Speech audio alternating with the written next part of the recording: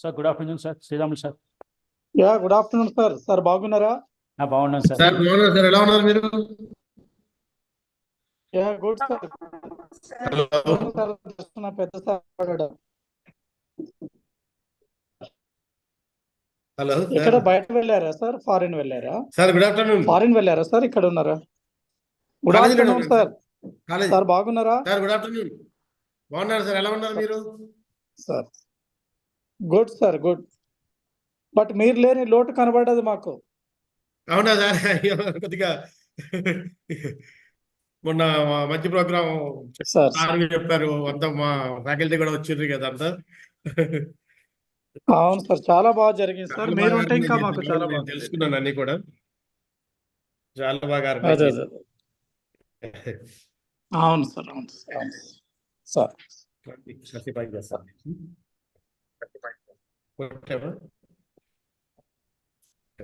రాలేదు.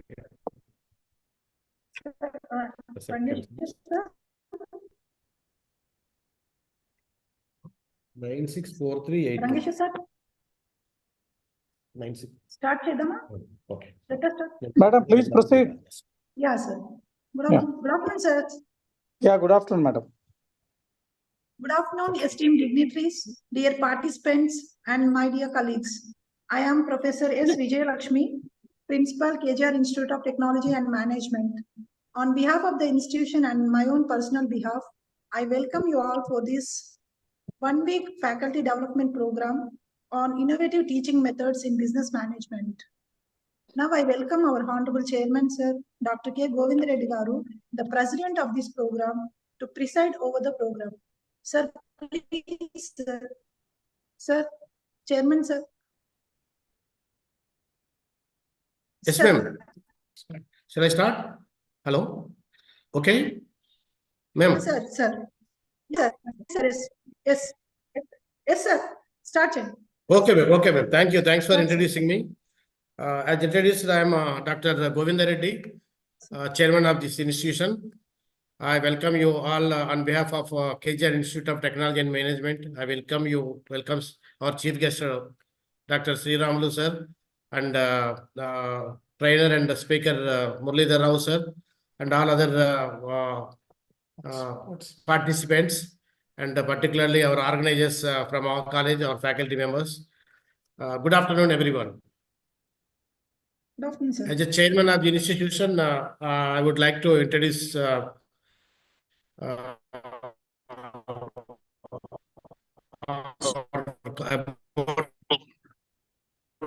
tell something about our college. KJR Institute of Technology and Management was 2008, supporting quality management education with personality in industry interface, personality rights, and social responsibility. In the last 15 years, our college strength has become MBA students and rest around 500 from pharmacy. Our motto is enriching lives through education. Our institute is more than an education institution. It serves as a springboard to a brighter future. With its rigorous, exceptional facilities and dedicated faculty, KJR Institute of Technology and Management empowers students to reach their full potential, forecasting leaders who will be shape the world of tomorrow.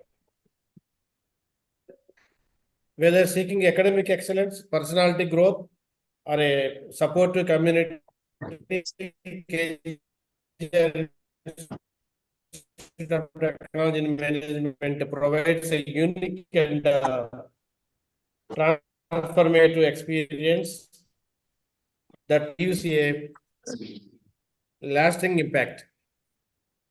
In a higher education institution, we have responsibility to provide the best possibility education to our students, research and spread of business management, importing knowledge to.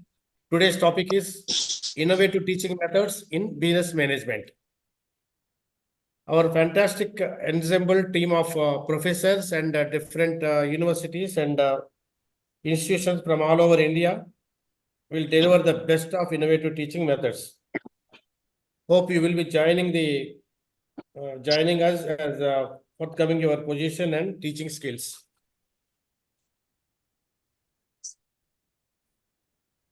I congratulate our team for selecting the subject and their hard work in organizing the event. As Registrar Usmania University was supposed to attend, but because of some central minister program, he was not unable to attend this program. He may join at any time. Fortunately, Dr. Professor Sri-Ramulu Garu is available today as a chief guest of this today's inaugural program. Sri-Ramulu Garu, sir, will speak on this program. We have a sir for organizing these events and activities. In fact, we are the first college on to collaborate and organizing the program as a national seminar on MSME's development in India as a part of Golden Jubilee celebrations in Usmania University. Yes. And this may be the last program in our Usmania University with the support of business management, particularly Sri-Ramulu sir. We are organizing this faculty, part of this faculty development. Thank you. Yes. Sir, you are supporting us in all the ways. You are not only you from your department, every faculty member is supporting us always. And we are taking all your advices and trying to improve our facilities and as well as our teaching methods. With your support, we are organizing this one today, this faculty development, which is helpful to our faculty members as well as to the participants in this program. I used to see, sir, after introduction, Yes, sir, sir. please proceed with your excellent message to participants. Thank you, sir. Yes. Thank you, participant. Yeah. Thank you for Thank you. participating this program today. Thank you, sir. Venu, please Sir, proceed. now my colleague Dr. Venu will give a brief introduction of our chief guest of today's program. Thank you, ma'am. Good afternoon, all. Senior Professor D. Sri-Ramulu sir is Principal, University College of Commerce and Business Management and Head, Department of Business Management, Usmania University.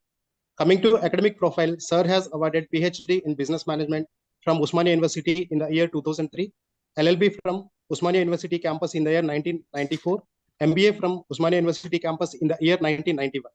He has 27 years of teaching experience. His field of specialization is marketing management and general management.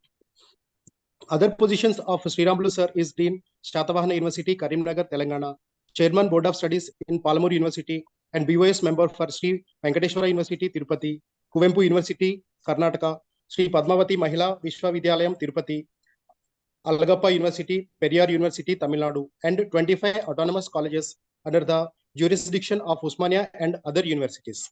Sir is NAC peer team member of AICTE Scrutiny Committee and Inspection Committee, member of Expert Committee to grant autonomous status UGC, OU, and Telangana State, member of Vigilance Committee, Government of Telangana from 2016 to 17, and member of Fact Finding Committee of JNTUH colleges 2015 to 16, and member for selection committees of various universities of other states. And sir is director for 5 seminars, 2 FDPs, chaired for 10 national and 3 international seminars, and a panel member for 25 seminars. Coming to research supervision, 5 PDFs, 7 MPhils awarded, and 15 PhDs awarded. 71 research publications are there. In that, 10 Scopus, Impact Factor, and Web of Science, and 2 research projects are completed. Sir has awarded Devang Mehta Educational Leadership Award in the year 2019 and Global Eminence Award in the year 2022 as a Best Management Guru. Sir is editorial board member for various national and international journals, and he authored 11 books. Sir has visited several foreign countries on educational programs. Welcome to 1 week FDP program, sir. Thank you so much for being with us, sir. Thank you. Welcome to the program. Thank you so much for a nice presentation of my resume. Thank you so much. Honorable Dr. K. Govindareddy Garu, Chairman KGR ITM, a visionary and dynamic leader and dynamic entrepreneur. And from university side, sir, we are so thankful to you. You established a university institution and which giving that lot of service to the students and all other society. So next, Professor Ramana Rao, sir, Senior Professor and Director of KGR ITM. Professor Vijayalakshmi Garu, Principal Garu, KGR ITM.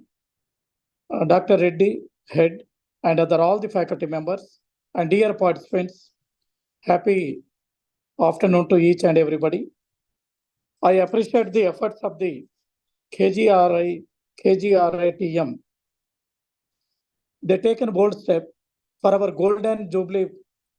When we started the Golden Jubilee, the first college who initiated, normally they are the opening batsmen and closing also they are doing. So that is why that wonderful inning we played under the dynamic leadership of the Dr. K. Govindareddy, Chairman of the KGRITM. Sir, we are so thankful to you, behalf of the MBA department, as well that Usmania University. After starting from, first we started in your college, and after that 50 major colleges, we organized 50 events, like we have that faculty development programs, national seminars, international seminars, and one national record also we did, world record that called, where the 102 faculty members, resource person, and the 20,315 students and 102 colleges participated. And recently we received our Honorable Registrar Sir and Vice Chancellor Sir, they received the world record from the agency. So that credits go to you, sir, because we started with your college. That's the reason that all the colleges came forward, and in this Golden Jubilee, 50 colleges, we conducted 50 successful programs. Besides our department, in our department, we also organized 22 different kinds of the programs, including health camp and everything. And memorable that the world record also, sir. And next thing is that I am appreciating the efforts of the principal madam and Vijayalakshmi Garu and head. Like you are bringing that and under the leadership of Professor Ramana Rao sir. Ramana Rao sir is always say that something we want to do innovative or something we want to help the teaching community. That is the most important. That's why that you all the 4 members who designed, and because of you, this program is initiated, and this is a very good program. And here for the participants, I want to say that mind mapping and Bloom's taxonomy, you have that. Student-centric methods of teaching and learning by our retired professor and now Professor of IP, Professor Vidyadhar Reddy, he will deliver. Like we have that the learning through gamification, teaching through case studies, preparation of the research project proposals, outcome-based teaching, integration of technology, like everything that the innovative you chosen. And I think that the participants will be benefit. And here it is widely believed that the education is the key to success, and the value of the education system cannot be overstated.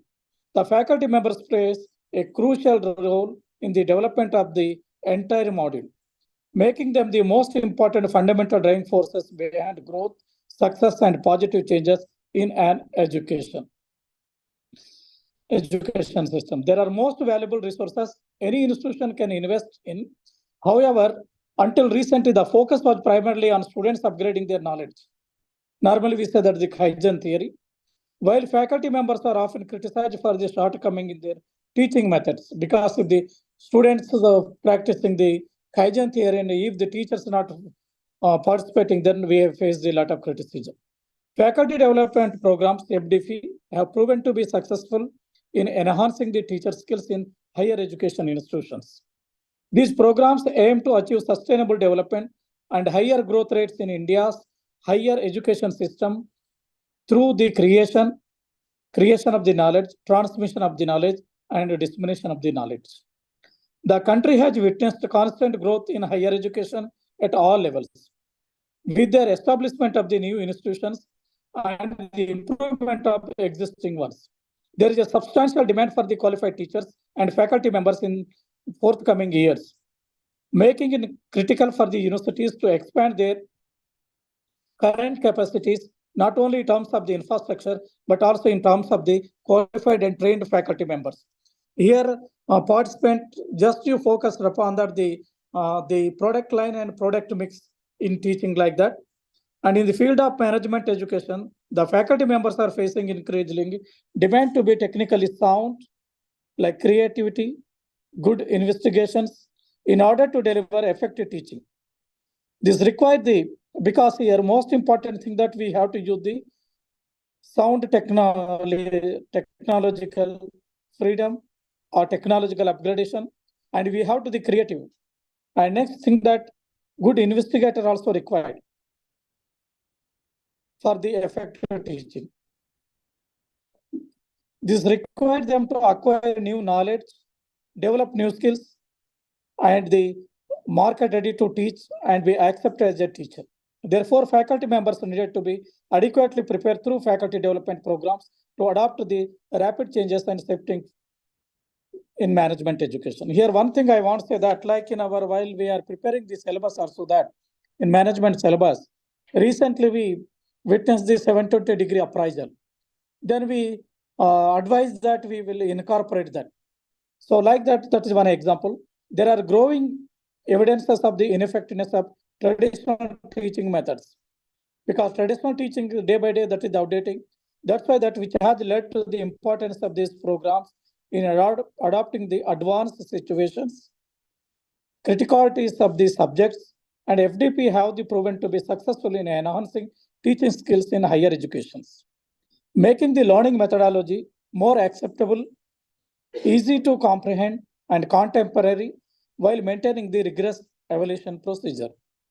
The faculty development program in India aims to achieve sustainable development and higher growth rates in the country's higher education system through the creation, transmission, and dissemination of the knowledge. The demand for the qualified teachers and faculty members are expecting to be substantial in the forthcoming years, making it clearly extremely critical for states to expand their institutional, both in terms of the infrastructure as well as that qualified trained faculty members. We require that more and more the trained faculty members. Namesake teachers are not required, but we require the same time that the good trained faculty members.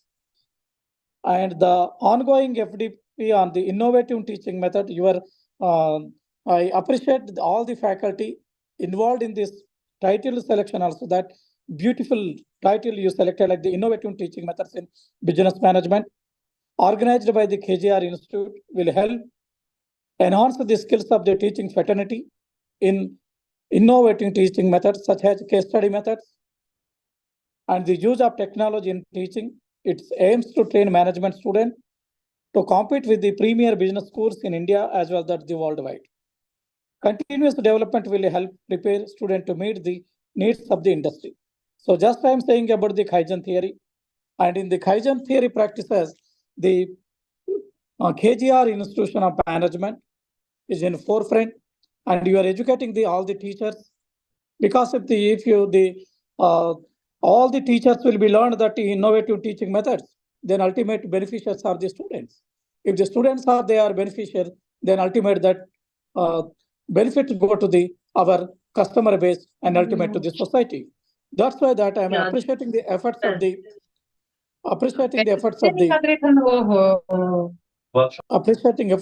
chairman Garu, Professor Dr. Govind Reddy Garu, and his team, like Professor Ramana Rao sir, Professor Vijay Lakshmi Garu, Dr. Reddy, and all of the faculty members. Once again, I am appreciating your efforts, and I am giving not warranty, but giving the guarantee to the participant.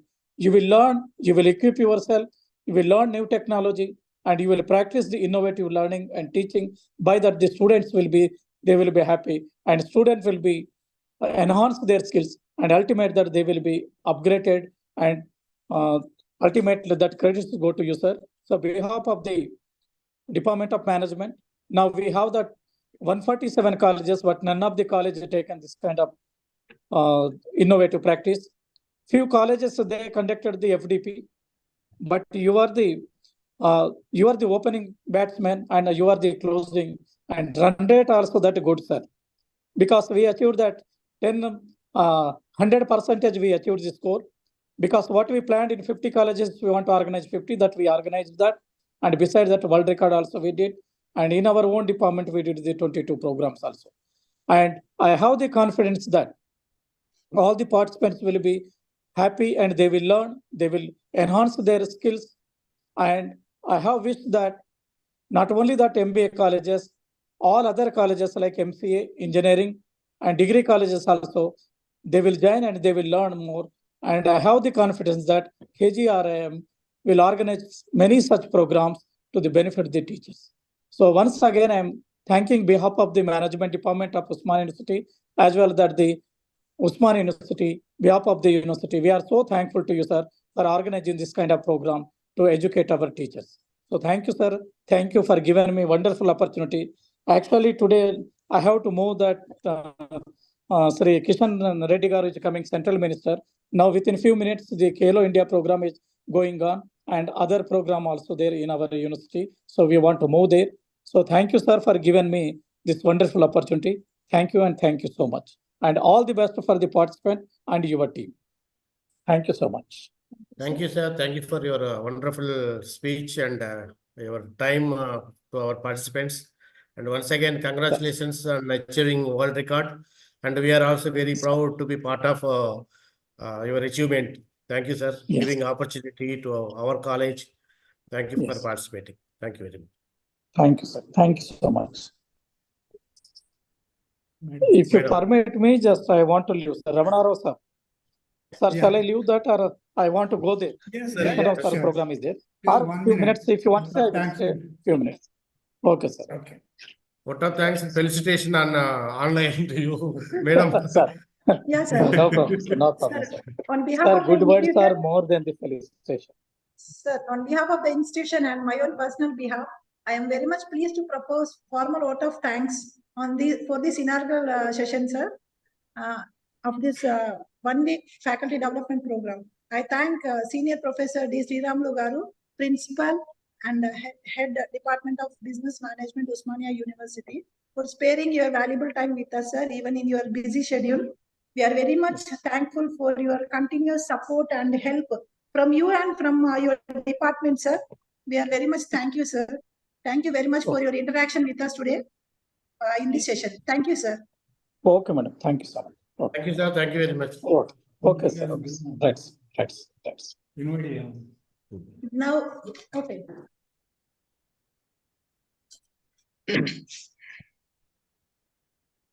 Now, my colleague Dr. K. Rajshekar Reddy will give a brief introduction of our resource person of today's session. Okay, ma'am. Proceed. Good afternoon, everyone. Professor Murali. Yes, sir. Shekhar, sir. Good afternoon, everyone. Dr. Sri Murali Krishna was recently retired from Usmania University as a senior professor of English and Dean Faculty of Arts, OU. He was also, until a month ago, member secretary of TSET, Government of Telangana. He was formerly head BOS chairperson, Department of English, OU. Formerly, he was a professor and in-charge head Department of English, Nizam College, Autonomous, OU. He has around 32 years of teaching and research experience at UG, PG, MPhil, and PhD levels. He has been an editor and an author and has published 16 books. As far as a research supervision, Sir has concerned, he proposed 6 MPhils and 14 PhDs candidates to date. And four more PhD candidates are currently working under Sir supervision. Thank you, ma'am. Sir, welcome to the session, sir. Thank you, Dr. Rajshekar Reddy, for the introduction, and thank you, the authorities of the college, Dr. Govind Reddy, Professor S. Vijayalakshmi, and also the guest of honor, Sriramlu sir, who was here until a few minutes ago. So, yes, I feel honored because the committee wanted me to open the innings of this FDP, Faculty Development Program, and my topic is as evident. I'm trying to look at a combination of two very epoch-making concepts which have become universally popular. There is mind mapping of Tony Buzan and Bloom's taxonomy of Benjamin Bloom and the team. So I'm bringing these two ideas together to show the commonalities, also how they have approached the thinking process of all researchers, of all teaching learning programs. It's important to know the rationale behind. We have been exercising these skills in a big way, but most of us are not aware of the theoretical, the basis, the research basis underlying our activities. So with as practicing teachers, if we are aware of, if we become more sensitized to these underlying concepts, it would benefit our teaching learning program in our respective institutes. And also immediately our students would feel the impact of our awareness of these background theories. And with that introductory remark, I would like to start. I would like to actually share a screen, PowerPoint screen. I'll just close my video. I'll keep my voice open, and then I'll share the screen.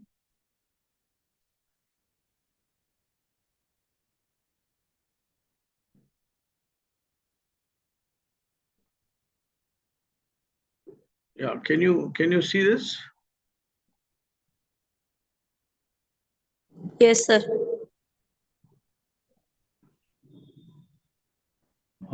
Is it big enough?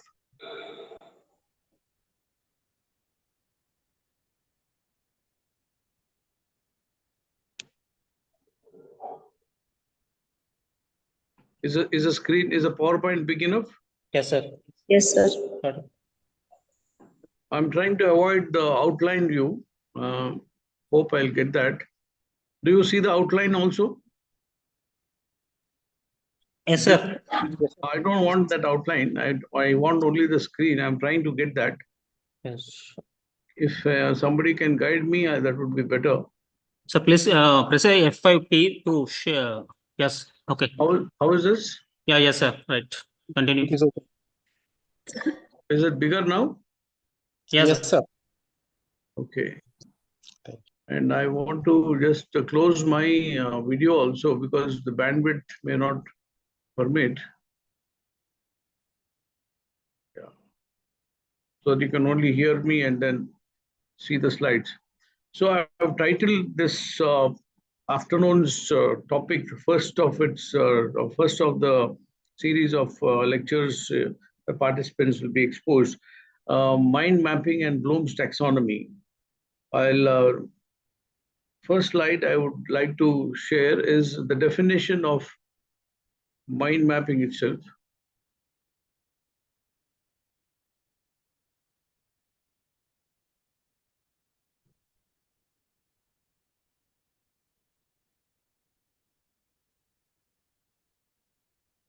Yeah, can you see the slide? First slide?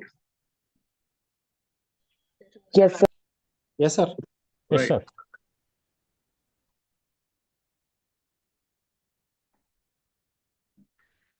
So this is basically a graphic technique. Mind mapping is a graphic technique. And when we say graphic technique, we mean a technique in which we use a paper and a pencil, or a paper and a pen. We put it on the table and we draw the main topic in the center of the page. And then we start writing down ideas that are associated with the main topic. We branch out, and while doing, we are using curved lines. They're not straight lines. There is a logic behind why curved lines are used, curvilinear. In fact, these lines are used to associate ideas with the main idea. I'll tell you that. And so the ideas are moving out from the center to the outer fringes. And each subtopic can, in turn, can become a major idea if you are interested to pursue that particular idea later. So each idea leads to a spray of associated ideas. So this method, as I mentioned earlier, was developed by Tony Buzan, Britisher, and during 1942 2019 he was living. He is no more, and an English author, education consultant. This had a huge impact on all educational practitioners at multiple levels, not just school level, but also at tertiary level, at PhD research levels also. Because this is a very effective technique which he developed by trying to copy. He was trying to copy the architecture of the human brain. The human brain, I'll show you a picture of the human brain cell. It has no straight kind of a synapses. It is all curvilinear in its structure. So he was trying to replicate the architecture of the human brain in trying to do this. So let me go to the second slide. This thinking process, we all are capable of thinking.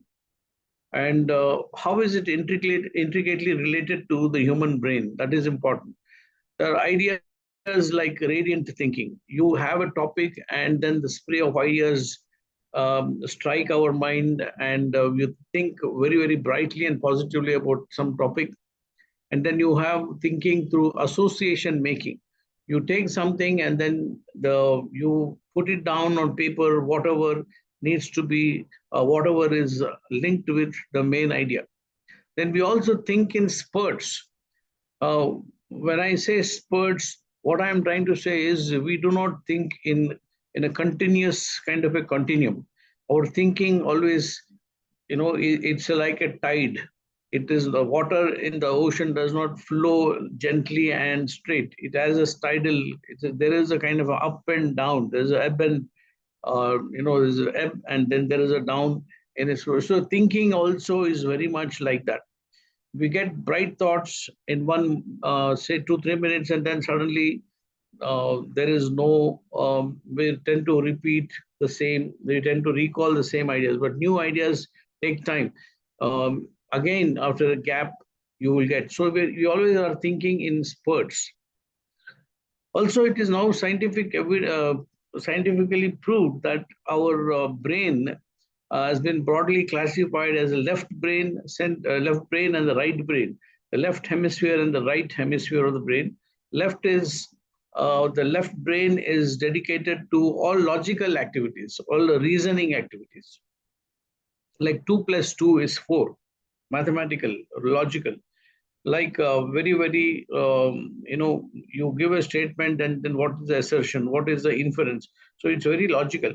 But the right brain is dedicated to the creative side of our personality. The right brain is full of imaginative power, is full of creative power. All artistic productions, musical productions, people who are talented in arts, their right brain is very active. The thing is, the unfortunate thing with our present education system is that when you train students blindly out of pressure from parents, put them in these coaching centers to become IITian, there may be very talented artistic children also, but only their left brain is constantly demanded. The training is happening.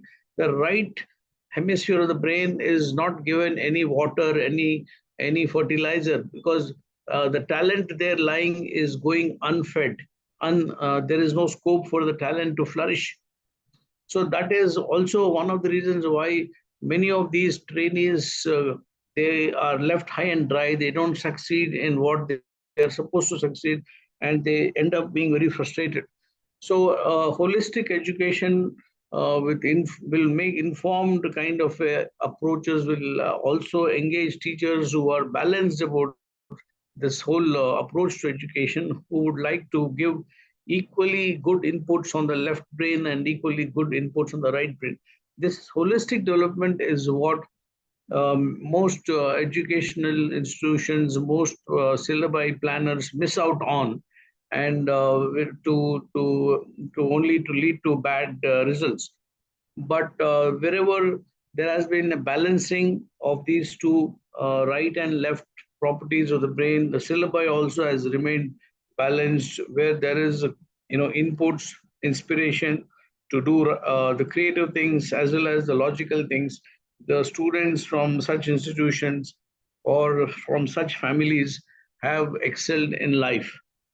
So the whole idea is the principle of Gestalt. The mind generally takes the big picture. The human brain takes the big picture, and our mind comes into play. So the Gestalt is a psychology concept where you're looking at the macro image, not the micro image. The larger picture is what matters. So this is very much important when you are trying to understand the human brain and the thinking process. Now I'll show you in the next slide a magnified image of a brain cell. Now this is one of the millions of cells that our brain is composed of. From outside, it looks like one kind of a solid mass, a lot of tissues, and it's a very mysterious organ to look at. But each of the brain has got billions of cells, and this is a magnified image of one cell. Now you see here our brain cell is similar to all other cells in the brain, and there is not a single straight line. You find some nodes in the middle, you find nodes here and there, and then they're all interconnected. There's a network of synapses, network of connections, and none of them are straight lines. They're all curved, slightly straight. So I would call them as curvilinear. Curvilinear kind of a network is what you get in our brain cells. And that is a picture that we have in front of us. This is the picture, magnified picture of one. Now, what Tony Buzan did is he tried to replicate this particular architecture in mapping a particular idea. Any idea that you are interested to explore, he wanted the learners, the researchers to put it in the page, on the page, in the center part, as the node here that you see, the lymph node type of a centrality, and then they're all connected through curved lines. So I'll move on. So how does he advise us to do a mind map? He wants us to put the main idea in the center of the page. That is why it's called it's graphic, and then branch out this idea along curved lines from center to the outside fringes. And while doing, don't stop to organize.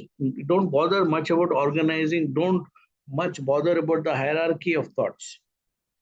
That is a fundamental difference which I am going to highlight when we discuss Bloom's taxonomy also. Bloom's taxonomy, there has been an attempt to hierarchize. There has been an attempt to keep things in an hierarchical format. But mind map does not believe in hierarchies, because brain will perceive and express things without a sense of hierarchy, because the creative domain and the logical domain together are supposed to play out, together are supposed to express these ideas. So we also should not stop to organize when we are doing mind mapping. Just go on adding ideas. And then you also leave enough space between branches to come back later and fill those, because that is how our minds, our brains operate. And now show you the slide of mind map of a mind map concept. I've taken mind map, since you're discussing mind map, I've taken mind map as a topic, and I've done a mapping of this, the concept, the technique of mind mapping. You see, I've put the concept mind mapping in the center of the page. This, of course, is a screen, and you can actually do it on a page with pencils, with pens, with crayons, with anything. There is no hard and fast rule. So since digitally also some of these these facilities are available, you can always draw on the screen also, but it's better to do the traditional graphic way. Put it on page and use your hand.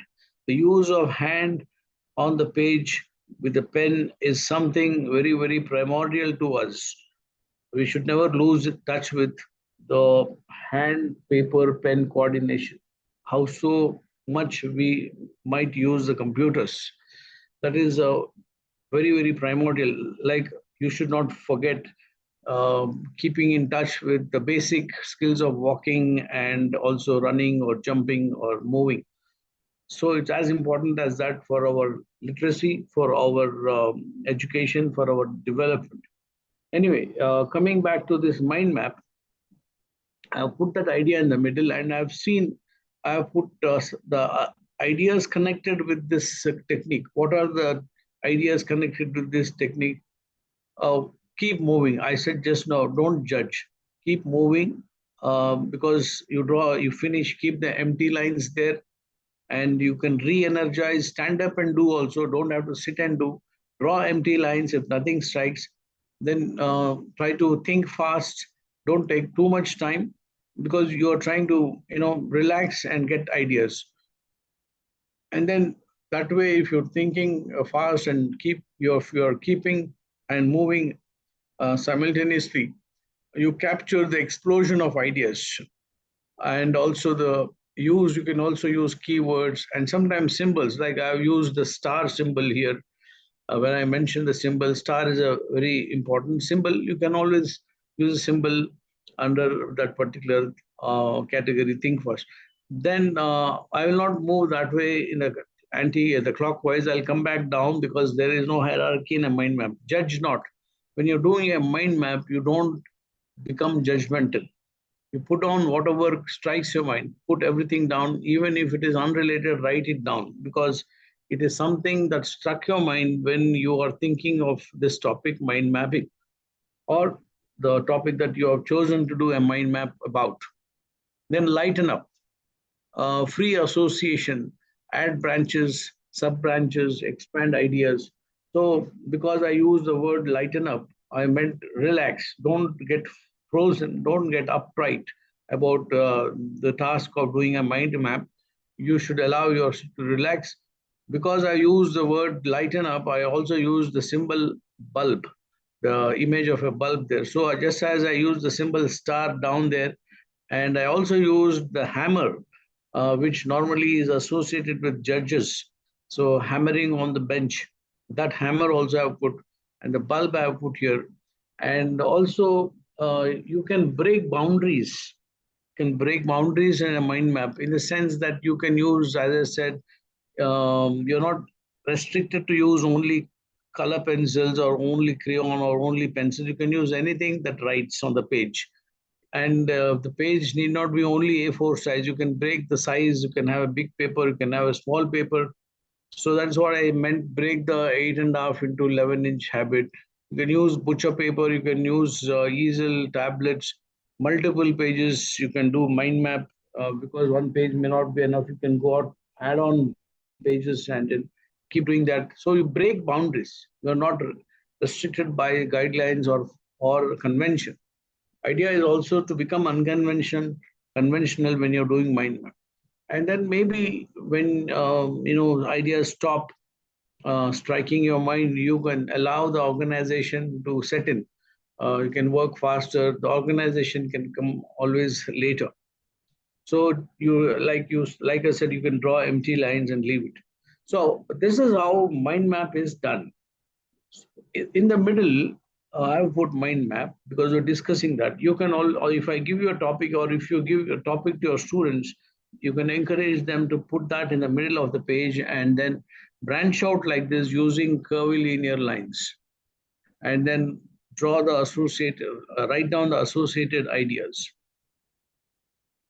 I request some of you, to whoever has any doubt, to just keep make a note of it, and then we can have time for discussion towards the end. So my next slide will talk about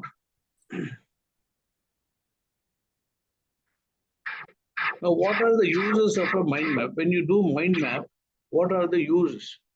There are multiple uses are there. You can generate ideas on a particular topic, as I mentioned. You can help yourself read with understanding. Some complicated text, if you're reading a complicated text, you can do a mind map of that particular topic, of that particular book, and that way you remember the book better with comprehension. Then when you're listening to lectures, when you are listening to talks, you can actually take notes in the form of mind map, and then you can develop those notes into note making. When you go back and produce essays based on the notes, you can always take down as a mind map. Then for any kind of a conceptual growth of our knowledge, vocabulary teaching, vocabulary learning, you can always encourage students to develop their vocabulary by the use of this mind mapping technique, that is vocabulary. Then if you give them topics, if you give your students topics on management, on the commercialization of certain things, or accounting, or the green factor in all our proposals, you can always give them essay writing and ask them to do a mind map on that particular topic. That way they get bright ideas, not just rational ideas, but also creative ideas. We are talking so much about innovation, about creativity, about NEP, and all the earlier policies also talking about critical thinking, about creativity. Mind map will help us get these ideas faster and better. That's my firm belief, and that's how most people who are using mind maps are convinced about it. We must be thankful to Tony Buzan, who is no more, for having founded this concept, because by trying to imitate the architecture of the brain cell, he has allowed us to think freely and creatively and logically together simultaneously. So we're not posing, we're not giving ourselves any kind of restriction. So also you can use mind maps for project proposals and various other pedagogic teaching, learning advantages and uses. You can always use the technique. Now I've given a very, normally when I'm doing an offline class, I also make them do a task like this. Like if the topic is yourself, so you call the topic as myself. So I've written down myself in the center of the page, and I've branched out through curvilinear lines. What are my likes and what are my dislikes? What are my strengths? What are my weaknesses? What are my achievements and responsibilities, long-term goals? So you can add many of these sub-branches to the idea of yourself, the topic myself. Like you can, and then further you can always, go on making other such. Suppose you talk about a responsibility of taking care of parents at home. So you put that, you can do a separate mind map of that and get ideas about how to deal with the problems, with the health issues or the financial issues relating to the family. Or if you have identified a weakness, like you want to do something in the night, but in the morning you're not able to get up. So getting up early on time is becoming a weakness in suppose in yourself. Then how do you overcome that? Can become the topic, main topic. You can do a mind map and get more ideas. So this is one thing which I do in a physical class. And I don't want to make you do here because you're 60 plus, and I can give somebody might say, I can give an example. Somebody might say, I like people who are honest. I dislike people who are dishonest and who are lazy. Long-term goals is to become get a professor emeritus, one of the schemes. Or achievements, I already have. I've got a gold medalist in my MA. I've come first in the entrance at a research level. And then strengths, I always keep up to the promises that I give, and what may, I go on and fulfill those promises. And I have responsibilities towards my immediate members in the apartment. There are problems, I need to attend to that. Weaknesses could be, as I said, laziness. I need to work on it. So you get a lot of ideas. I'm just giving you one of example. So this is how mind map can impact the practitioner of the technique at the personal level, at the professional level, at the teaching level, in the classroom, outside the classroom. You can impact your students also in a big way. This is something like your SWOT analysis. But in SWOT analysis, what you do is strength, weaknesses, opportunities, and threats. You do it more tabularly. So what also you can actually do it in as a mind map. You get more ideas, more innovative it becomes, and then you can try it for your professional purposes. So let me move on now. Please make a note if you have anything to ask. We'll come back to that. I have one quotation. I always want to share this about mind map. Normal linear note taking and writing will put people into a semi-hypnotic trance. While mind mapping, if you're doing note taking with mind mapping, that will enhance greatly your left and right brain cognitive skills. So the idea is, when there's one example I mentioned about note taking. If you're taking notes as a mind map, then it has a great cognitive impact. Both your left and right are becoming active. Even though you are listening to somebody who is not so holistic, you will know how to organize these thoughts. Then another quote is this: mind maps are the meta language of the human race. This is a language that is beyond the regular language. Mind maps are going to be parallel languages of the human race itself. And they are going to stay with us. They are already widely used across all institutions, across all countries. And not very few people are unaware of mind mapping. Most people are aware, and some people are actually utilizing the technique. It doesn't look very, very impressive or very, it looks a very simple idea, but it has got a direct bearing on your relaxation, on the left and right brain, and the whole act of replicating the brain architecture is the most vital thing here. And the lack of hierarchy, that also is very important here. Now, having discussed this about mind map, let me now go to Bloom's taxonomy. Now, Bloom's taxonomy is very, very hierarchical. This is my first slide in Bloom's taxonomy. 50s, something which became popular in 56, 50s, and now suddenly there is a revival of Bloom's taxonomy in many institutions, especially in our country. The CCE, idea of CCE, continuous comprehensive evaluation. And so Bloom's taxonomy basically is very hierarchical, because there's always, whether it is a revised taxonomy or the earlier taxonomy, there is a kind of hierarchy that you perceive. But there is always a way to get the best from Bloom's taxonomy by the use of mind mapping also. I'll show you that.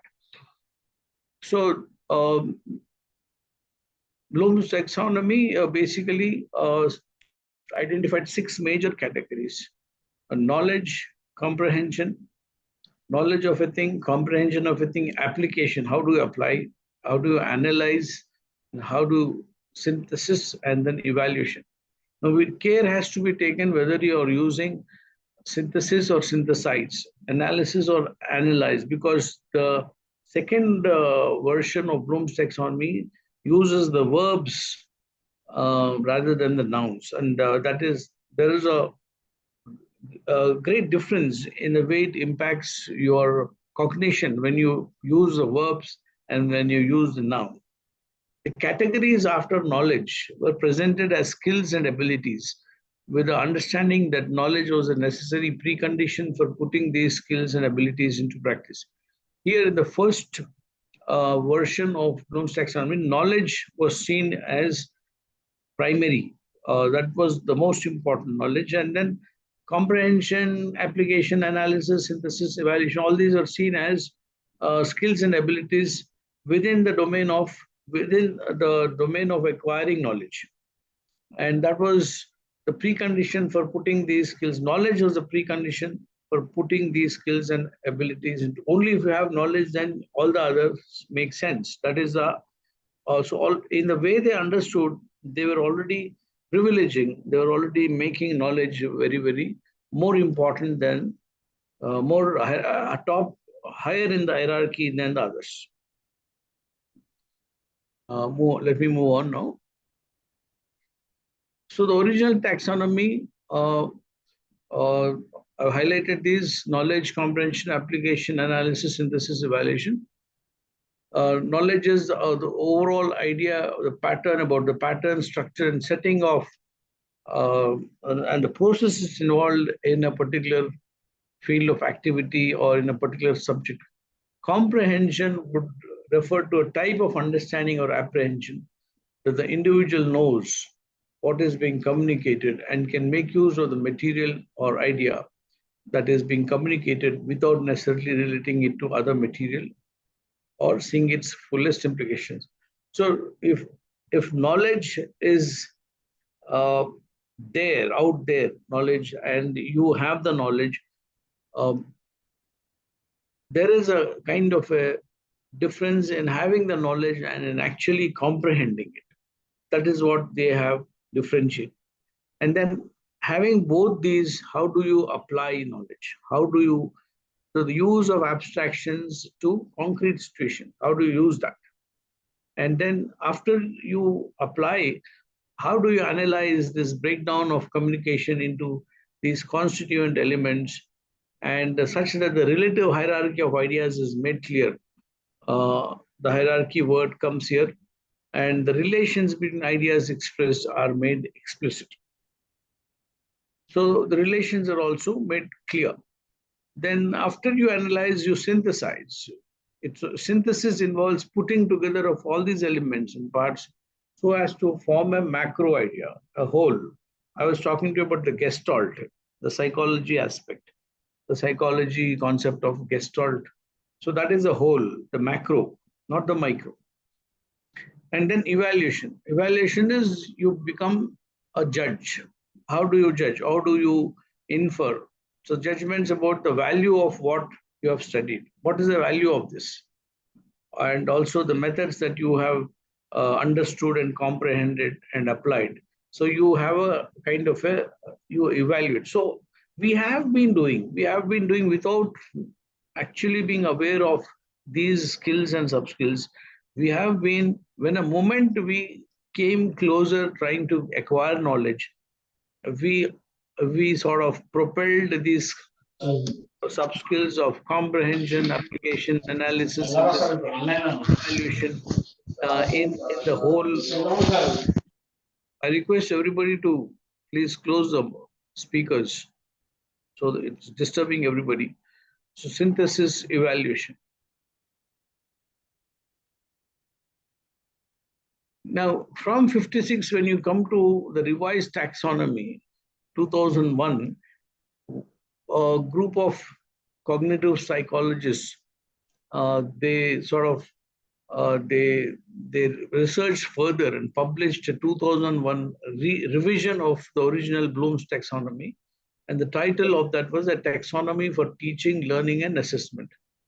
Now, here what they have done is a more dynamic conception of classification, and this dynamism was to be seen by the use of verbs and gerunds, by the use of the kriya verbs and also gerunds, the activity words, to label their categories and also subcategories, rather than the nouns which were used in the original taxonomy. These action words describe the cognitive processes by which thinkers encounter and work with knowledge. Now, this looks like a very small paradigm grammatical shift in terms of grammar, but movement from nouns, when they revised it in 2001 and used action words, the verbs, it made a lot of difference in the way the process was described. The cognitive processes that we were already using were done complete justice by the use of these action words.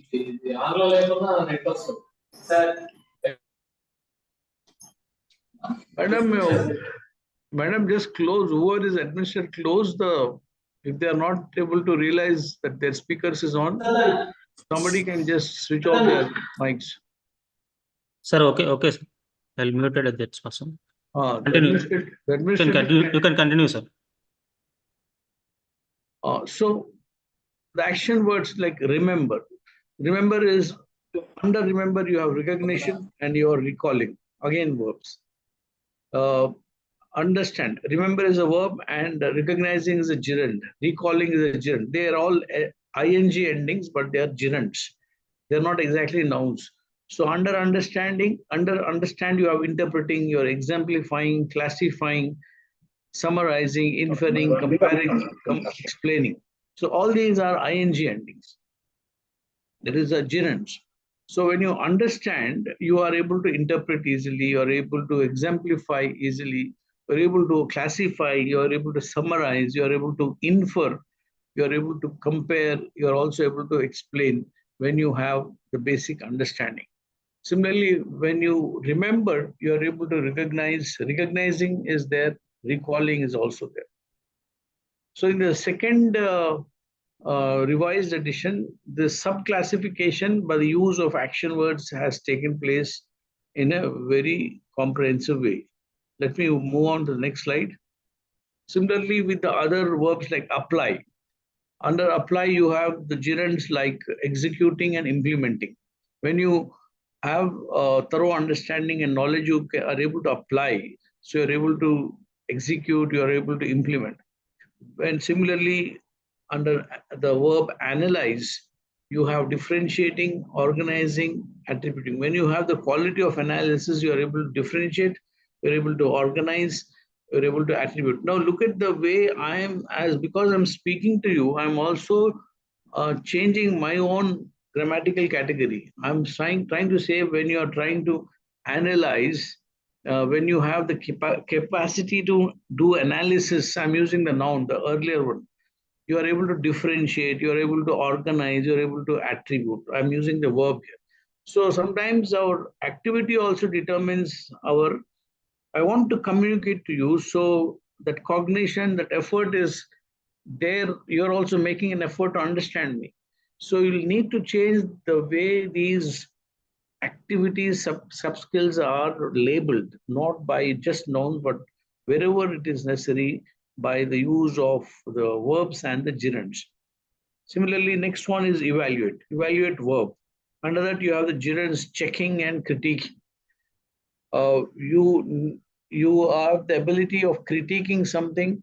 You have the ability of checking something only when you understand the action of evaluating. And then you are able to create something.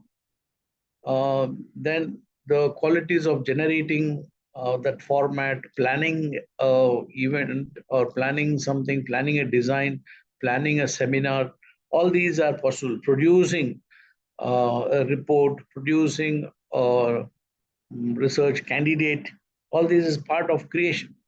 So in the revised taxonomy, knowledge is at the basis of these 6 cognitive processes. Again, they have given a lot of importance to knowledge.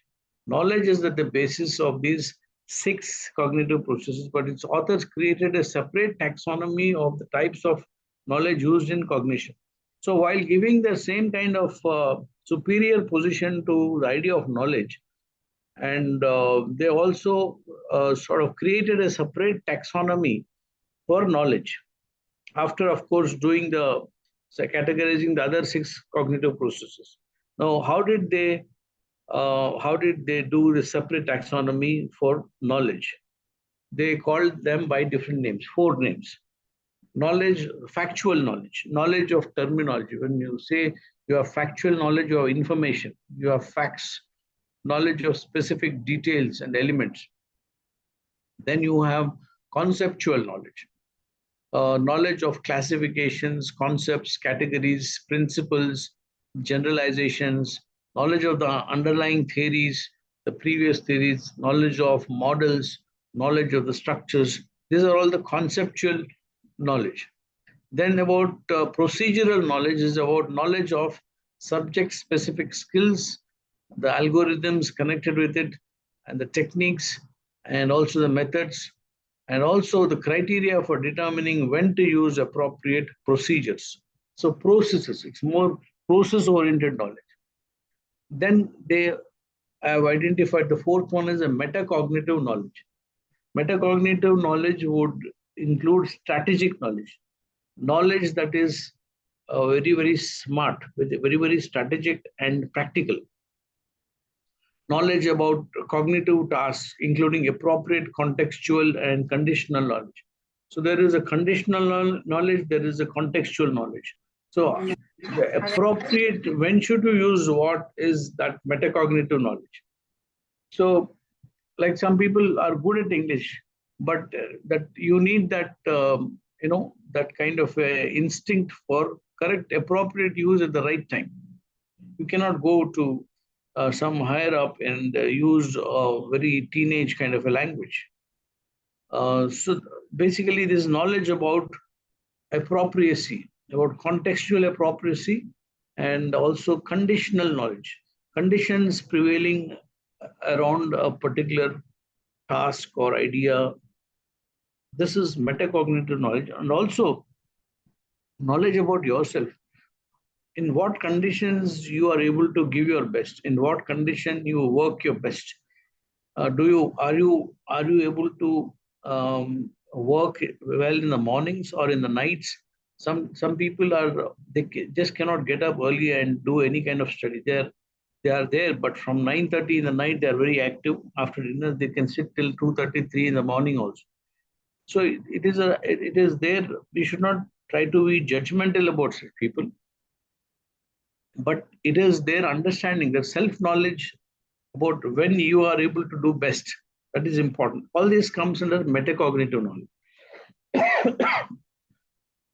So these four types of knowledges is what this revised taxonomy researchers have done for Bloom's main idea of knowledge.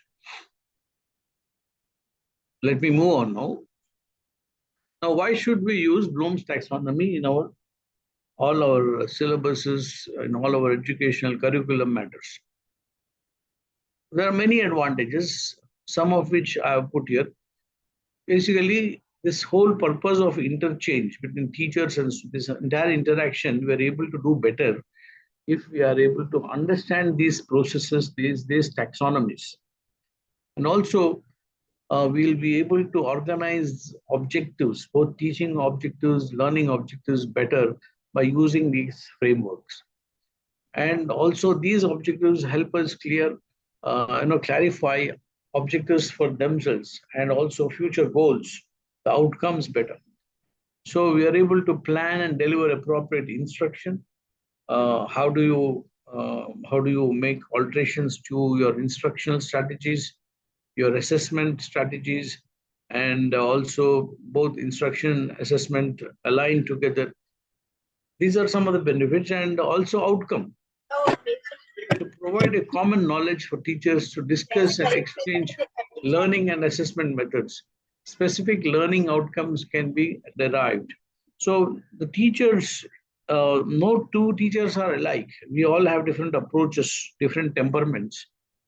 Both may be successful, but both have different styles. So when you have a heterogeneity of teaching styles, when all of them are good teachers, suppose, or all of them are bad teachers, or some good and some bad, but their styles are never the same. If you take 4 very good teachers of a department of an institution, they might get the same kind of an impact. They might create the same impact, but their styles are different. Their teaching styles, their whole approach to teaching may be different. So when you have when you try to implement, when you try to get benefit from taxonomies like Bloom's taxonomy, you're coming together on a certain common platform, although they are different in their temperaments, and then you are pursuing these outcomes as a team. So that is possible because of Bloom's taxonomy. Taxonomy is like Bloom's taxonomy. and taxonomy is not just Bloom's. There are other taxonomies, basically a science word, taxonomy of chemicals and taxonomy of so many scientific matters. But we started using it for social sciences, for educational matters also. So also it allows us to equip the students and make them better in their higher order thinking by building them up from a lower level cognitive skills. See, we cannot help. Mind map does not talk about hierarchies, but Bloom's taxonomy will always look at lower cognitive. There are hierarchies within the cognitive skills. So higher order thinking, higher cognitive skills are different from lower level. The diagrams make it very, very clear. I'll show you one diagram. Behavioral and cognitive learning outcomes are given to highlight how Bloom's taxonomy can be incorporated into large-scale educational goals or guidelines. So Bloom's taxonomy's greatest benefit is we are able to have a broad macro picture and also be very clear in our educational goals, because you are chalking out, you are creating common kind of outcome, purposes and objectives.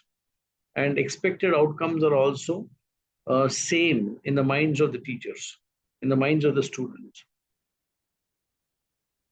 So the next slide will show you the table defines each cognitive level from higher to lower order thinking. See, at the base of this pyramid, knowledge is very important. But they have, in the revised scheme, what they have done is, although knowledge is there, they have gone up. As you go up, the importance becomes very, very significant. Evaluation of a subject is at the most important level because it's at the top. When knowledge is the basis, that's also very important. After attending all the sessions, knowledge is at the base. Then more important than knowledge is comprehension. More important than comprehension is application. And of greater value is analysis. Of greater value is synthesis. And of the greatest value is evaluation. Evaluation of what you started with. The knowledge that you started with, how are you able to evaluate it after a few days of wrestling with it, after a few days of struggle with that knowledge, comprehension, application, analysis, synthesis, evaluation. All these processes, even an illiterate will do. An illiterate person from a village also will do. He will also have knowledge of things. He will also comprehend. He will also apply. He will also analyze. He will also synthesize. He will also have an evaluation. But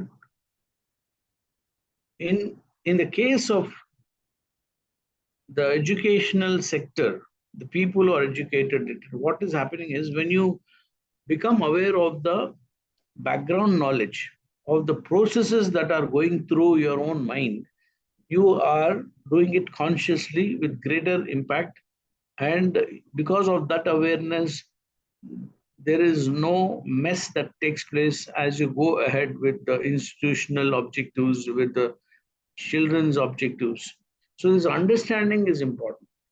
This understanding of these processes that we are, just as, every body that has come to life on this planet has the same process, every healthy body.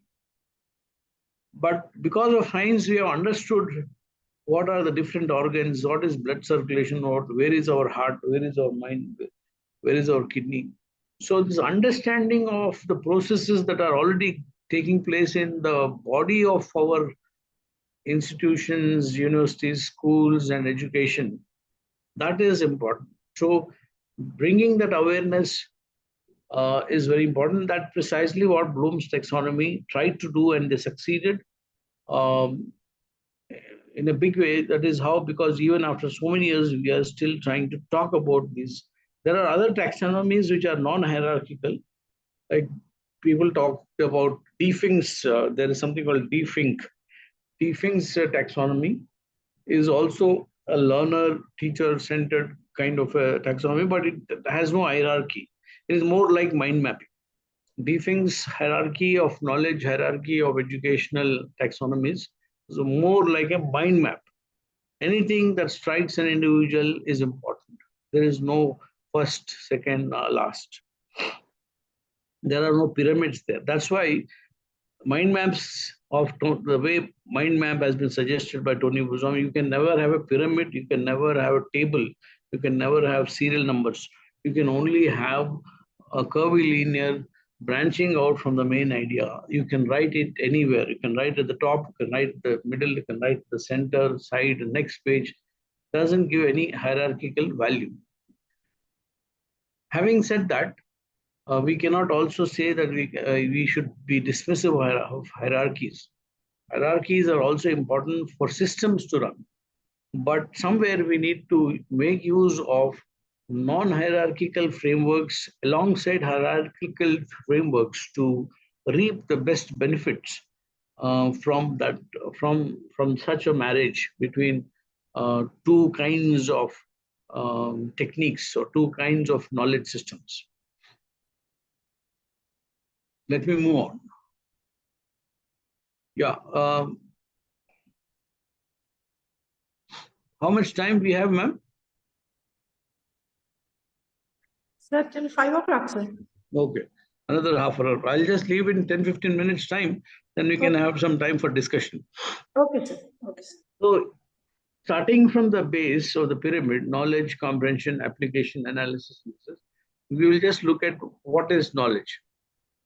When we talk about knowledge, the key verbs which these revisionists, the revised Bloom's taxonomy used is arrange, define, describe. When you want to test the knowledge of student, you have to question them by using these verbs like arrange, define, enumerate, identify, reproduce, recall, write down, view, state, select, record. All these are very important levels, verbs, which will give out the lowest level of learning outcomes. Cognitive learning outcome as per their pyramid is the lowest knowledge. So rote factual knowledge, rote is by getting by heart, ways and means, and ability to recall appropriate learned information on command. So to test knowledge, you need to, I have highlighted this, these are the verbs. And I have given an example from science. You can also use an example from management and commerce.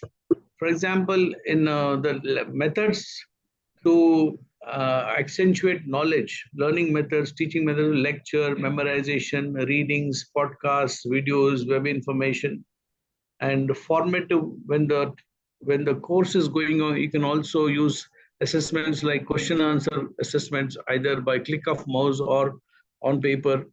You can have questions that are convergent or which are limited answers. Divergent have multiple answers. So knowledge will take convergent questions. So summative assessments you can use like forms like define, label, reproduce. Items are convergent, limited answers. So you have to have focused answers. You will get focused answers because you're testing their knowledge. For example, in science, this particular label the parts of the human eye. I've just given an example. Human eye, what are the different parts? Retina, you have the optic nerve, you have so many other parts relating to human eye. You can think of your own subjects also, from humanities, from management, from social sciences. So this is the kind of question to test knowledge. Now to come to the higher up, comprehension, what are the key verbs? Classify, convert, describe, paraphrase, recognize. These are indicate, explain. Some of them are also used for knowledge, but these most other verbs are suitable to elicit the ability of the students and to know if they have comprehended or not.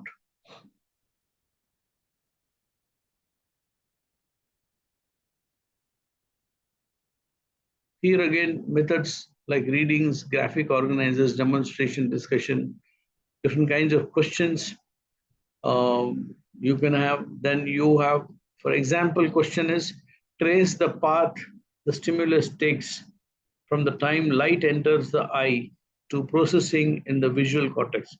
The moment you open the eye, the light falls, the sunlight or the electrically generated light falls in the eye, and the light travels, enters the eye, and how much time does it take? Trace what is the path that it takes to sort of go to the visual cortex. So basically, you are checking their comprehension by such questions. Trace itself is a verb. Yeah, there is a verb in this key also, tracing, the last line. So when you use verbs like this, you are checking their comprehension in the particular subject. Then we go up to application. I'm not saying we come down to, I'm saying we go up next, because I have the pyramid in mind, the hierarchical pyramid. So application, act, administer, apply itself, control, demonstrate, predict, prepare, preserve, produce, project, schedule, sketch, solve, teach, transfer, utilize, contribute, demonstrate, discover. All these are verbs which will test their skills of application. Are they able to apply the knowledge and the comprehension that they have gained thus far? And the questions can be, methods can be different kinds. And the question will be, apply the opponent process color theory to predict how the world appears to the major varieties of color blindness and color vision anomaly. So again, related to the eye, the question begins with the verb apply. So after knowledge, comprehension, it is application. Now we move up to analysis. Analysis, decomposing materials into their component parts so that they can be examined and understood. The key verbs are break down, appraise, analyze, calculate, compare, distinguish, examine, experiment, illustrate, point out, prioritize, question, recognize, separate, subdivide, test. When you test also, the idea, the word test itself is analysis basically. So when you test some new kind of a result, new knowledge, you are analyzing that. You're breaking down, you're criticizing, you're correlating. And again, teaching learning methods, case studies, discussion, graphic organizers, formative assessments, summative assessments, there can be plenty. So compare and contrast 1865 model place theory to root of words. I think I can't see that in the slide. So you're comparing. When you use words like compare and contrast, you are again checking their analytical power. If whether that sub-skill of analysis they have really understood, whether they have really acquired or not, that skill. Then have they acquired synthesis? You will go up the pyramid further. Synthesis of the knowledge, comprehension, analysis, application. You have synthesis. So adapt, anticipate, arrange, collaborate, generate, hypothesize, individualize, validate, rearrange. When you have a holistic knowledge only, you are able to rearrange. So synthesize involves rearranging. Interventional, all interventional skills are synthesis basically. Formulating also. When you formulate a question, when you formulate an idea, you are synthesizing the prior knowledge that you have acquired. So in this category, it is higher up the pyramid because you are emphasizing creativity and the creation of unique patterns and structures. And these are the key verbs. And again, here, teaching learning methods, lots of them, multiple case studies, interviews with experts. Formatively, you can do an assessment through group discussions in small groups, question and answer sessions. Summative assessments are there. Then particular question like choose a perceptual disorder and create a device that would mitigate its effects. So choosing a perceptual disorder, when you choose, you are again making use of your prior knowledge and then synthesizing that knowledge to choose, to make a choice. So you use that word in assessment.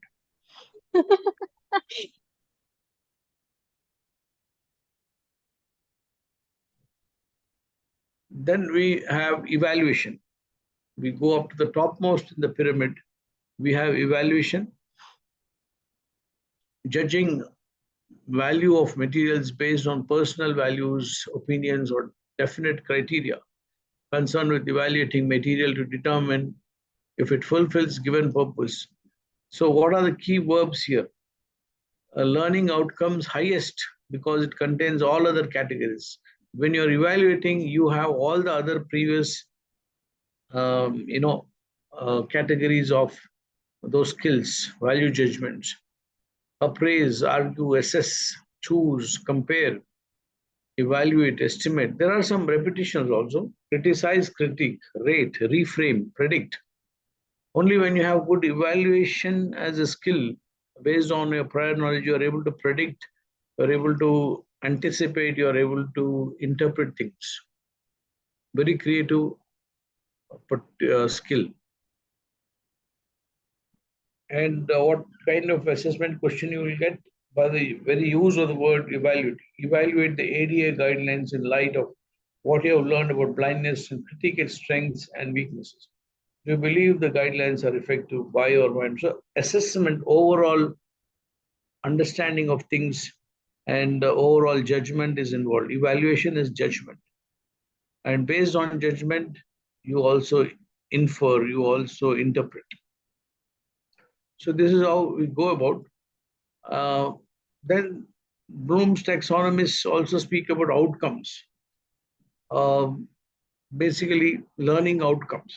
They also looked at what outcomes will these skills and sub-skills will produce. They're looking to increase knowledge, cognitive domain, and also develop skills, psychomotor domain, and also develop emotional aptitude or balance, affective domain. So what you want your students to learn, and also the three domains, they speak about the three domains, the cognitive domain, the psychomotor domain, and the affective domain. Affective domain is how it affects that knowledge emotionally, and cognitive domain is your understanding, the knowledge, and skills is the application part, the psychomotor domain. So it is identified by someone outside the teacher by statewide standards. Taxonomy provides a basis for developing sub-goals and assessment methodology. And also, it's important to note that learning outcomes are goals to be achieved in a certain time frame. Outcomes can be categorized as broad, global, that may take many years. Global outcomes, broad outcomes will take many years to achieve. So very narrow outcomes, immediate, localized outcomes will take less time. All these will provide direction for the educational goals that guide curriculum development over the weeks or months it takes to complete a specific course, and instructional goals that narrowly focus on the daily activities, experiences, and exercises used in a specific lesson plan. So it gives a lot of idea, these categories, these cognitive categories, these domains give us a lot of idea to educationists, to students, to teachers about expected outcomes, learning outcomes. Also, uses and applications of taxonomy provides a framework for organizing a continuum, provides instructors with the focus for developing their course learning object outcomes, increases one's understanding of educational process. Teachers understand complex cognitive development and how lower level skills build into higher order skills. Recalling facts and comprehending previous problems allows a student to apply their experience to similar problems. That hierarchy, that pyramid which we are talking about, as a graded kind of a skill development. So all these will also put in order of difficulty, the difficulty levels when you are drafting the syllabus or when you are formulating the course objectives. Then facilitates prioritizing of material and can steer the organization of lessons to maximize. So materials, what kind of books you are using, what kind of notes you are using, reports you are using, that becomes easier. It offers a guiding framework for breaking these criteria into accessible chunks, which can be used to direct day-to-day lesson plans. So not only your materials, your books, your resources, but also your day-to-day lesson plans become easier. And it can also be used as a checklist to ensure that all levels of a domain have been assessed and align assessment methods. Makes it easier for us teachers to maintain consistency between assessment methods, content, and instructional materials, and identify the weak areas.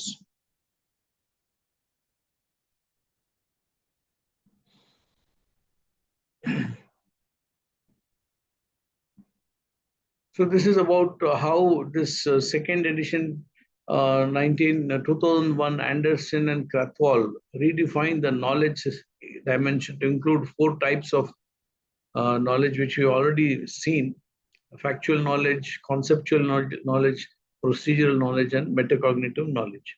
That is a restatement of what we discussed earlier. Factual knowledge, conceptual knowledge, procedural knowledge, metacognitive knowledge. So these are the 2 references I've given: 1969, Benjamin Bloom, and also 2001, Anderson, Krathwohl, and Bloom, B.S. Then I have actually, in this slide, I have done a mind map of Bloom's taxonomy. I tried to do it on the system.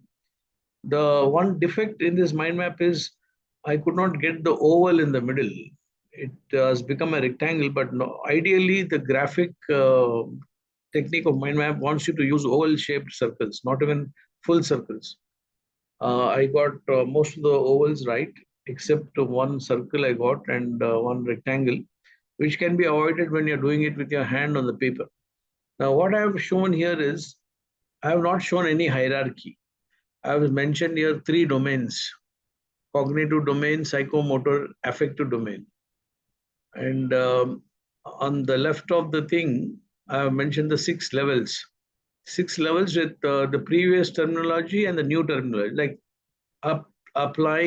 application becomes applying, synthesis becomes creating, evaluation becomes evaluating, remembering knowledge becomes remembering, understanding becomes comprehension, analysis becomes analyzing, and there are some other verbs that I have listed. With analysis, I have said categorize, examine, compare. With comprehension, I said interpret, summarize, explain. With remembering, listing, finding, and identifying. Application, use, solve, draw. Creating, design, build, plan. Evaluation, judge, critique, and test. And towards the right bottom here, diagonally right side bottom, we have the precise verbs.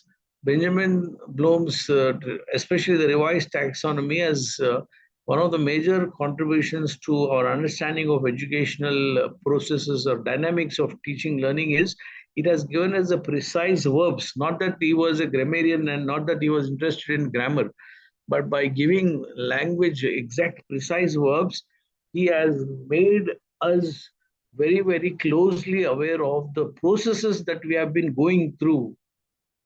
And that familiarity with our own processes helps us identify the objectives and expected outcomes very well. And that has been the major contribution of Benjamin Bloom. And that is why there is a huge resurgence of Bloom's taxonomy. And I have brought in mind mapping to tell you that you should always get systems without hierarchy alongside hierarchical systems to get the best out of it. So if you put Benjamin Bloom's taxonomy on a mind map, you do a mind map, then you will also come closer to the Defink taxonomy, which I mentioned, where it's very non-hierarchical. So precise verbs, it's hierarchical. Non-hierarchical is definx. And nowadays we are also talking about digital taxonomy. Bloom's, all these processes are also being used in the context of digital facilities that we have. We have so many, apps. We have so many. In fact, this particular thing that you're saying is done on Canva. So there's a lot of digital help that we are getting to understand, to put it in formats that are easier to understand the same processes. But you cannot wish away these processes that we have become so sharply aware of because of taxonomies like Bloom's, and also the techniques of mind mapping helps us make them more familiar to us, remember them better. Now, before doing this colorful thing on the computer, I had actually written down on paper like this. This is how when you do graphically on paper, it looks. I've said put Benjamin Bloom's taxonomy in the middle, then I've taken the 6 levels here, and then the verbs associated with the 6 levels and the domains on the right. And yes, the last oval down below there, I've mentioned Defink's taxonomy of significant learning, 2005 it is, which is non-hierarchical, more interactional to stimulate other kinds of learning. So yes, this is what I wanted to discuss. Generally, when I do mind mapping topics in my training classes, I give them some topics like next 5-year plan for my career.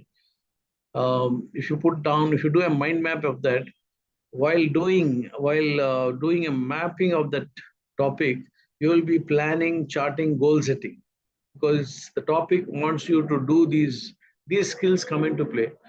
Look at the second topic. When inspiring teacher I admire, you will be recalling, remembering, you are analyzing, you're evaluating that teacher. Makings of an ideal political leader, you are inferring, you are designing, you have a futuristic idea about ideal political leader, like how Plato had the concept of a philosopher king. So that is creativity, that's inference. Then effective learners, if you're talking about on a topic like effective learner styles, then you're describing, you're analyzing. If you're talking about, if you're doing a mind map on my favorite music, you're using the skills like describing, organizing. Do a mind map on overcoming bad stress, you're applying your knowledge. Do a mind map on time management, you're describing, you're analyzing. And also, you're using other knowledge. Do a mind map on effective learner strategies, you're describing, analyzing, synthesizing. So when you do mind map on any topic, most of these Bloom's taxonomical skills come into play. And that is now we have become aware of that. That is why I chose to combine these two and help want to discuss with you, so that if you can carry forward these ideas into your class and benefit some students here and there, that would be, I would be very happy. That will give us more satisfaction. I'll end there. I'll take my questions now. If there are any questions.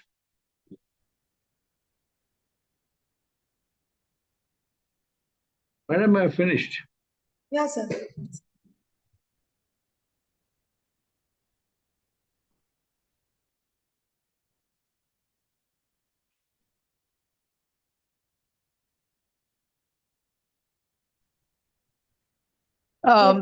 Sir, good afternoon. Good afternoon. Sir, I want to know, see, once we place all our, we structure our syllabus, our questioning, our question papers and all in this Bloom's taxonomy, is there any software which is available to analyze students' responses? There are many softwares. You have instruments also, ready-made instruments, but yeah, you can always do a mind map of this also. You can do a mind map of their feedback, of their responses.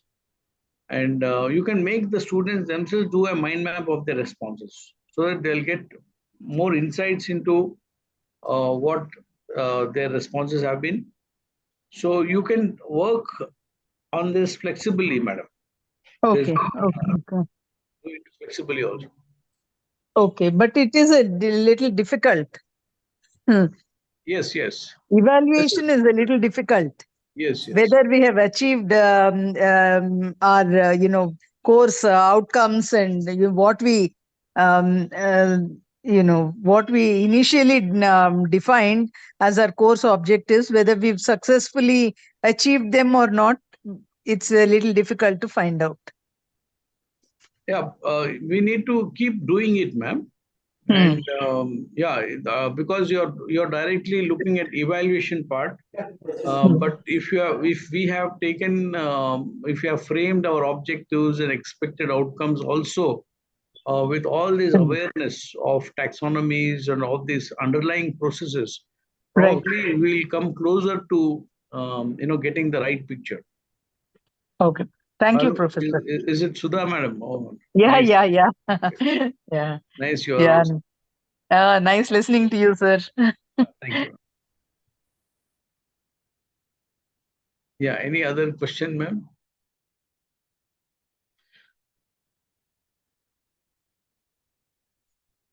Any questions from the participants?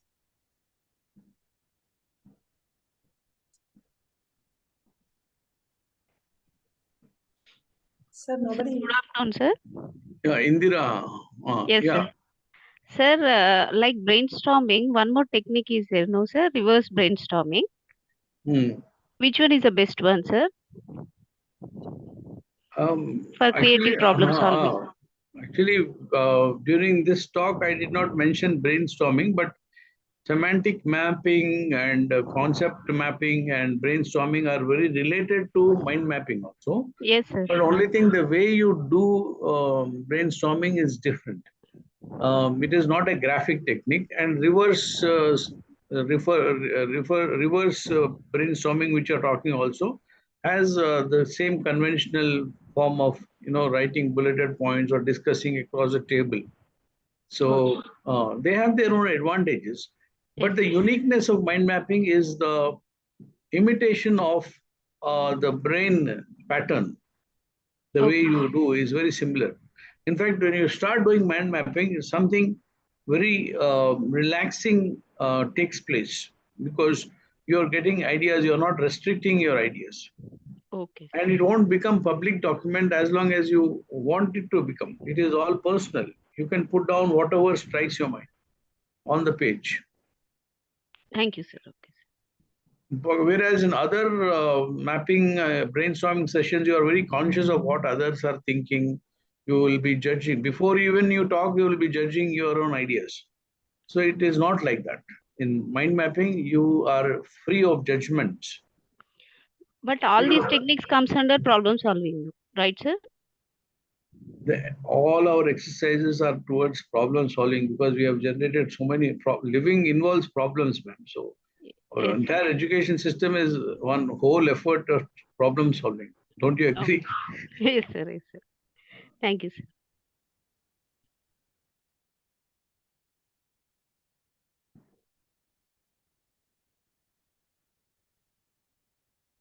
Yeah, Any I more think questions? yes. Okay, sir.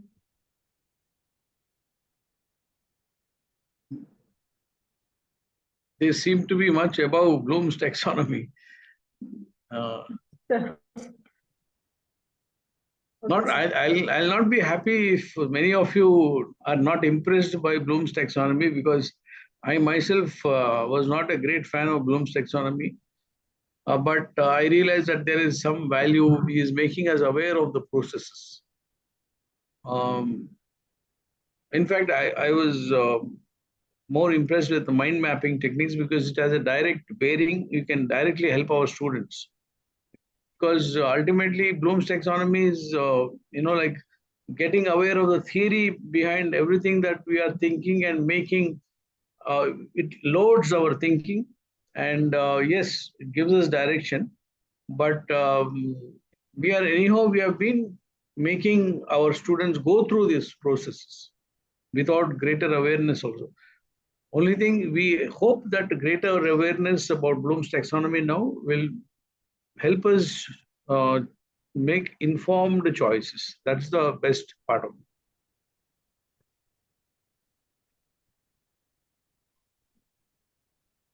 Yeah, we have 7 more minutes. All of you are quiet.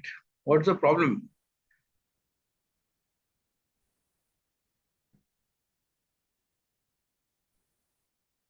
Did you see the link, the logic behind why I brought in mind mapping and Bloom's taxonomy?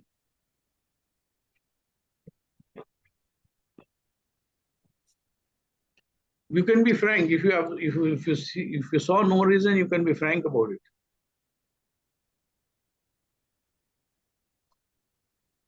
Sir, mind mapping is done by the student themselves, while Bloom's taxonomy has to be done by the, the faculty. By everybody. Because Yeah, we, yeah, also, for everybody. we share the document of expected outcomes with the students also. Right. Yeah, so everybody we gets get to know. The we entire do get system it. is involved, ma'am. Right, but the mind mapping exercise is done by the student to understand themselves better. Correct. Yeah. And both of them have a very close relationship with the individual at the personal level, at the institutional level, and also at the interpersonal level. Right. Yeah. So perhaps after teaching the subject, mind mapping can be done to see where the student stands. Absolutely, ma'am. Absolutely. Quite a few teachers do that. I'm sure you're aware of that. After you finish a topic, you can always ask them to put it down in mind mapping. Thereby, you're testing all the skills that Bloom's taxonomy is asking you to test. Comprehension, evaluation. Yeah, to be truthful, we haven't yet done the Bloom's taxonomy also. We are yet to begin this. That's right. Yeah. That's right. It takes time, because all said and done, ours is a Western model of education across. So for us Indian minds are unique. Because our Indian minds are they are able to understand many things, but they have a kind of we are poor in documentation. We are poor in discussing about these things. We tend to be dismissive or very judgmental about many things, and only when it comes through systems, through departments, through universities, we reluctantly take it up.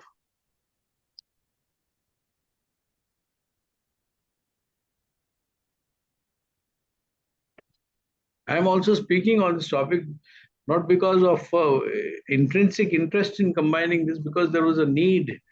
We are part of UGC structure where FDPs are necessary, and this is how we exercise our thinking. And so you make informed choices based on your priorities, in the hope that some of it you take them seriously in future and apply it vigorously to your own teaching goals, with your own students, and many of them benefit. I want to ask one question. Has anybody applied? How many of you have been aware of mind mapping, and did you try that with your students? Any response?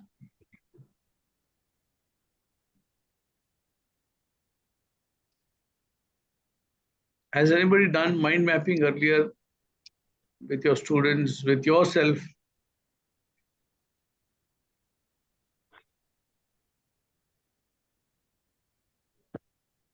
Good evening, sir. Yeah, Manisha, speak. Yeah, sir, mind mapping part, certainly after delivering the lecture done, but not that rigorously as it has been explained here. Not that. Maybe a little part of it is being done, not with that idea that to the end it should be worked But out. you are aware of the concept, mind mapping? Sir, yes, to some, no, a little bit I was. Rest I attended also. I was listening when you were speaking about it. Okay. Sir, I have another question. Yes, go ahead. When we set a question paper, Hmm. what should be the proportion of questions which we put there related to Bloom's taxonomy? That is all again decided by our departments and our boards of studies and our semester systems. When we design our objectives and then our expected outcomes, that itself defines whether you are asking knowledge-based questions or assessment-based questions or application-based questions. So it much depends on how you have charted out. I would say a good balance of all the those seven systems categories will help them develop those skills very in a balanced way. Have representational questions, 2 on classification, 2 on description, 2 on evaluation, 2 on assessment, 2 on comparison. So like that, ideally. But we are again constrained by what kind of effort we have done in our BOS meetings and what kind of syllabus we have given ourselves. Sir, like when we teach stats, we write their create type model for the regression or so. At which level it should be covered? Like, is it application side or it is something creation side? When we are talking. Come again, when you're doing what? Sir, like we teach regression, students form the regression equations. Equation, okay, Yeah. mathematics. Right, stats. Statistics. Yeah.